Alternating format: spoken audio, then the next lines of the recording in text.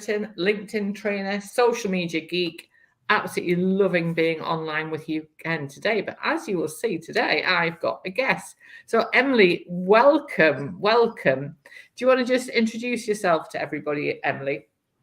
Sure. Hi, everybody. Thank you, Karen, for inviting me. My name's Emily Hill. I'm a freelance content strategist and copywriting trainer. Brilliant. Lovely to have you with us. Now, we met, must be about 2 years ago, I think, through the Trainer Talk community, which is run by the lovely Sharon Gaskin. And it's quite a community, isn't it, Emily? Yeah, it's pretty active. I mean, it's by far and away the best quality community I've ever been in, best professional community. Just the level of support and engagement, between members, and the amount of knowledge shared is just amazing. So I would definitely plug it for anybody out there who's a freelance trainer or coach. You want to join Trainer Talk for sure. Definitely. I mean, Sharon has got a really cheeky little way of doing this. She got me in, I think, under the counter sort of thing, because 4 years ago, she contacted me and said, I'm hosting this live event for trainers and coaches. Would you be interested in doing a talk about social media? I went, oh yeah, I'm there. My favorite subject. And I went along to this live event and thought, oh my gosh, these guys are like so cool. And people that taught your language, and they're grown-ups, and it was just wonderful, wasn't it? And it now, we had our last live event was last September, and it was brilliant, wasn't it? It was a great day. Yeah, it was the first live event I actually went to because I joined during the pandemic. So for the first sort of 18 months, I only knew people from their boxes on their screens. So yeah, it was really, really nice. And that's a whole other challenge, isn't it? It's a whole other challenge, because you get this sense of what you think people are looking like, and then you meet them, and from the chest up, they look totally different. Or they're much taller or much shorter than you thought. Yeah. And in my case, probably much rounder than people thought, but never mind. It's the fun of, living our lives online. So the reason I invited you along to chat to us was that a week and a half ago, you did a post about Chat GPT and really exploring the fact about being careful, because it is the new big shiny thing, isn't it? Oh, yes. And why, I suppose, what I'm keen to understand, I think I'm going to hand over to you and let you tell us, but why do you think people are so obsessed with it? Why do you think it is such a big thing at the minute? Well, I'll answer that just after I briefly explain what it is for anybody out there who's thinking, I've heard of it, I'm not really sure what it is, how it works. So Chat GPT is it's a piece of AI technology, an AI tool, artificial intelligence, AI, that will generate text for you based on prompts that you give it. So you can tell it, write me an article about the 5 best museums in London, and it will generate an entire article for you. So I think just within that description, I think the appeal of it is obvious. It's a shortcut to a process that's otherwise quite time consuming and quite challenging for a lot of people, even for those of us who do it professionally. So I think the idea is really appealing. Oh, that's amazing. I can just tell it what I want and it just does it. Boom, wonderful. But of course, it's not really that simple. There are a lot of things you have to be quite careful about when you're using Chat GPT, and I'm sure you're going to have some questions for me about what those things are. I'm loaded with questions, because I came across AI first for content writing about 3 years ago. I think it was actually at the start of before the start of the first lockdown, when life changed forever. And I came across Jasper. And I used Jasper for a little while to write short form social media posts, just really as an experiment, because one of the questions a lot of my clients say to me is, I really struggle to write my content. And so I thought, well, I'm going to have a play with this, because if it makes my tribe's life easier, then that has to be a win. But I'm not a writer. I get people to write my website content. So, because I don't understand about writing for Google and all of that. don't understand any of that. But Jasper was great, but it wasn't human proof, I would say.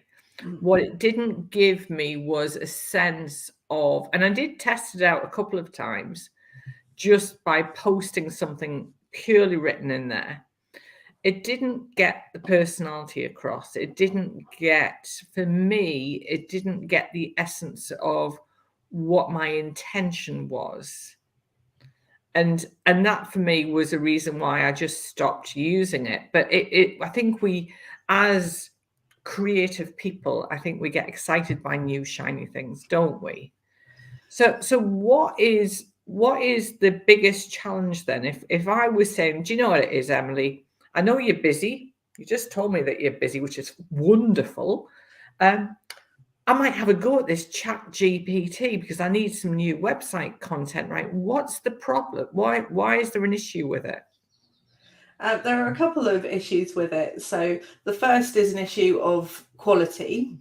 So what you'll get back from Chat GPT is something that is probably structurally accurate and grammatically accurate, but it will be quite repetitive, quite unvaried. You'll find that a lot of the sentences are the same length. It doesn't have that sort of rhythm to it that a human generated text would have, of varying sentence lengths. And there are all kinds of other things that a grammar nerd like me would probably point out. But I think that the main problem with it is it would look and feel quite generic. Now, to some extent, I don't think that's the biggest problem with it, because we're on GPT 3.5, I believe. Google, and we'll come to this later, is just about to launch its own Chat GPT competitor based on GPT 4. And we can assume that GPT 5, 6, 7, 8 are all going to be iteratively better and better and better, and it will produce better quality text, and it will learn to be more human-like. So I think probably that problem will start to solve itself. The bigger problems are problems of accuracy. So the way that it works, and I don't pretend to be an AI scientist, I have no clue how to create the technology behind it, but it's a language model. So the way that you get it to do what it does is to train it. So you give it lots and lots and lots of material that exists already, and it starts to recognize patterns. And from what I understand, you would train it by, sort of giving it the same text over and over and chopping out little pieces of it and seeing if it can fill in the blanks in a manner that's more or less grammatically and structurally correct. However, it has absolutely no idea whether what it's writing is factually correct. Right. So for that reason, AI generated text is already being banned by a lot of universities, academic journals, and I can imagine that will start to filter its way down through various sort of business publications and publishers and that sort of stuff. So yeah, if you want accurate content, probably write it yourself. And then the third problem with it is that we don't yet know what Google is going to make of it. So right. This is what my post was about that you saw, and the reason that I'm here talking to you. So Google has not, at this point in time, explicitly banned AI generated content. However, it did update a document that it's kept for a long time called the Search Rater Quality Guidelines, which is over 100 pages long, so I don't suppose anyone's going to read it cover to cover. But what it talks about in there is what it looks for in content that it chooses to reward with high positions in its search rankings for particular queries. So for a long time, it is said that it operates on a principle called EAT, which makes a nice acronym, EAT. It's now ruined that acronym because it's added an extra E, and it added the extra E in December. So what was EAT, expertise, authority, and trust, is now experience, expertise, authority, trust. And experience, if you think about it, is a fundamentally human quality, as is expertise, really. So what Chat GPT and other tools similar to it in the future, I imagine, are able to do is to analyze vast swathes of material and produce an approximation of what they say, but it can't bring any of its own experience to bear. It can't create something that's new, and it can't develop an existing conversation further. It can only really replicate and regurgitate what's there already. So from Google's point of view, there's a big question mark as to how valuable that really is. So its whole sort of competitive advantage, its whole kind of reason for being in terms of its search engine, is its ability to provide a result to any query that we might give it that is relevant and helpful and useful. And so that massive document that I referred to is its Bible, if you like, of how to create that kind of content.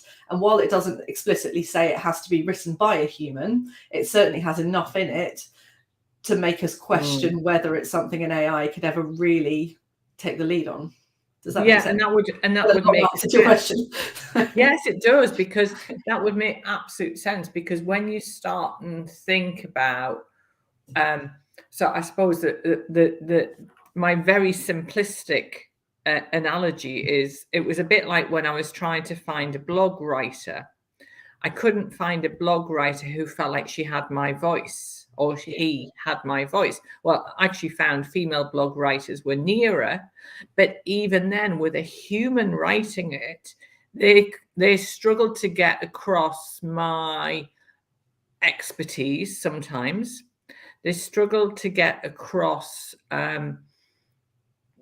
in a meaningful way, I suppose. It's a bit like when, I come from a sales background, and I was just talking about this earlier today, is when we're in selling, we talk about features and benefits.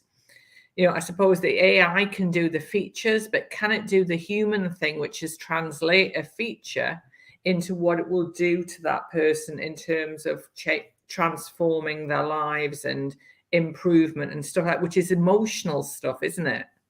Yeah, I mean, to an extent, it probably could do that if you gave it a good enough prompt. So I also played around with Jasper a couple of years ago and discarded it because it just, it wasn't as good as a person. But one thing I did find very, very interesting about it is that the quality of the output varies enormously depending on the quality of the input. So yes. I certainly think that there's a future for people in writing, good quality prompts for Chat GPT, because let's face it, this technology isn't going away. Just because we don't like it and we wish it wasn't here doesn't mean it's not here to stay. I think it probably is here to stay because its utility is obvious. I've got friends, obviously all of us who work in any area of writing or marketing are fairly horrified by it just instinctively. But I've got friends outside of my own industry who love Chat GPT, who find it an incredibly useful tool for report writing and for, they can just kind of dump a load of their notes into it. It will come up with something that accurately, sort of reflects what's written in those notes. So I can absolutely see how it has utility. But as a replacement for a human writer with thoughts and feelings and emotions, it's not there yet. And I could see, personally, I hope it doesn't get there. No, I don't. I really hope in our lifetime it doesn't, because I think we'd all be going, what? But I can see applications so we have family members who are dyslexic. So for them to write fluidly is a real challenge. So maybe there's a place for it to help that. But of course, you can't say to students who are maybe writing a dissertation, they can't use it for that. And that's why quite clearly unis are going to ban it, aren't they? So tell me a little bit more about the latest Google announcement. That you said that just came out in the last 24 hours. Yes, Google published a blog and a Twitter thread yesterday announcing the imminent launch of what is called Bard. And I think you can hear William Shakespeare turning in his grave. Yes, I can hear him turning in his grave. And Bard is essentially a competitor to Chat GPT, because there's been a few opinion pieces about I'm sort of looking at it from a point of view of how will Google treat content generated by Chat GPT, but there's also a whole discussion around, will Chat GPT potentially replace Google if people use it as a search engine just to find information? Wow. Which of course it could do. So Bard will be, I believe, integrated into Google search so that you can ask it very specific things. So you could ask it something like, compare the last 2 Oscar-winning movies. Yeah, it would write something for you. Give me ideas to plan my wedding, and it will generate stuff for you. Wow. It's probably not the best news for content creators. No, it isn't, is it? Because you think, but as somebody who runs their own business too, we are the written voice of our business. And if something's going to represent that, it has to be trusted, hasn't it? Yes, exactly. And that's the last point on the EEAT. T is trust. Yeah, there you go. And you can't necessarily trust content where, essentially you don't know its provenance. You know that it's been drawn from somewhere in the database of stuff that's been fed to this machine, but you can't sort of attribute it accurately, and therefore you can't judge its veracity. Wow. And it is, I think it's a fascinating topic, and I would like to think that in a year's time we get together again and chat about it again and see what's happened since. So in the meantime, for people who are wanting to write their own content, their own website content, what sort of advice would you give them that they could create content that Google might like a bit more than just sitting and writing their own thing? What sort of pointers could you share with our lovely audience? Okay, so as I said earlier, really, Google's whole competitive advantage depends upon its ability to return the most relevant search result. Now, that doesn't have to mean the most, prosaic search result. It doesn't have to be written to the standard of a Pulitzer Prize winning essay or anything like that, but it has to be the best answer to the question being asked by the user. So that's always the starting point that I recommend. Always put yourself in your customer's shoes and think, if I were looking for me, for my business, what would I search for? And there's keyword research tools to help you to find that out exactly. And what do I really want to know? Because there's a difference between what people put in a search box and what they really mean. And Google's invested a lot of time and technology over the last decade in figuring that out so that it can return the best results. So really, it's about just presenting the information that your user is looking for in a logical fashion, and with a call to action that they could easily follow. Because it is a challenge, isn't it? Because ultimately, what we want is our websites to get found, and if we haven't got a budget for search engine optimization, I suppose the best thing we can do is make sure it's Google friendly. Yeah, I mean, that most of search engine optimization, in my view, depends on what you put on that page. You can't, you can't put a website up with no content or bad content and then just, pay for some SEO and magically it appears. It's not how Google works. Google works very much on the basis of what is this piece of content that I'm putting on page 1 of the search result for that query. Fascinating. It is. Sorry. I was going to say, just in terms of how you structure your website, think about the various topics that your content covers. So if you are an insurance broker, for example, you'll probably want a separate page for car insurance, for home insurance, for business insurance, whatever it is, because those are the types of searches people make. You're not going to rank just for insurance.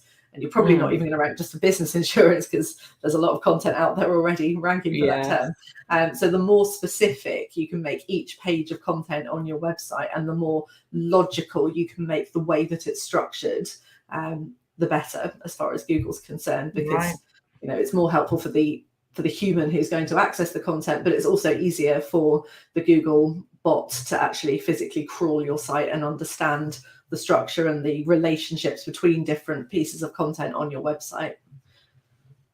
Wow, that's amazing, because it actually just got me thinking about, I've just set up a very simple website, and the guy who did it for me also does SEO, and he said to me, let's make it SEO friendly. And so the navigation is, there's quite specific navigation in there, and he said it's going to help it get found. And really oddly, the website's only been live for not even 2 months. And a month ago, when I put in the search term that I thought would be really easy to find a month ago, which was social media for trainers, it brought up personal trainers. And then I went on to another site, another search, because there are, of course, other search engines, and searched for it, and it came up. So it's clearly Google's is starting to recognize that trainers is not just personal trainers. And that was the challenge when I did the website. But I think there's there's so much. I mean, we could probably talk for hours on this sort of subject. I definitely could, yeah. because it's fascinating. And, you know, I think, like you say, quite rightly, in summary, Chat GPT isn't going away, but it's something I think to be viewed with caution, would you suggest? Yeah, certainly used with caution if you're going to use it. Yeah. Yeah. And I think that's the big thing. I think, you know, as business owners, something new and shiny is always really exciting, but it's good to have this input from you today on just the things to keep in mind, really, isn't it? Sure, yeah. Yeah, well, I mean, it's such a new emerging bit of technology. I don't think any of us can really sit here and say we know exactly how this is going to play out. You know, we don't. So I'm definitely going to make a note in my diary for us to have a chat in a year's time and see what. We'll see if I'm still in a job in a year's time. Yeah. GPT's put me out of work. It might do. It might put both of us out of work, so we're writing everybody's social media content for them as well. We'll start a new business together, Karen. We'll conquer the world. Yes, we'll be rage against Chat GPT. Emily, thank you so much for today. It's been an absolute pleasure to speak to you. And I've just popped Emily's contact details, her LinkedIn profile, in the comments. So anybody feel free to get in touch, and I'll be back for my normal live next Monday at 8 o'clock, and I will see you all soon.